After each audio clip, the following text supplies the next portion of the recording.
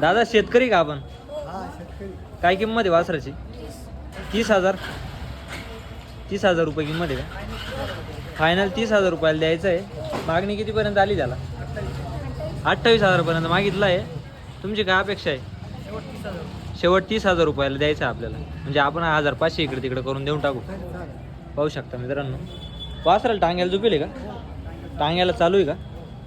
दाताला कसं आहे? दात दाखव बरं. दाताला आदाच आहे मित्रांनो, पाहू शकता. तुमचा मोबाईल नंबर सांगा. 88 88 61 67 10. नाव काय आपलं? साहेबराव हिरामन पवार. वासराला वडा.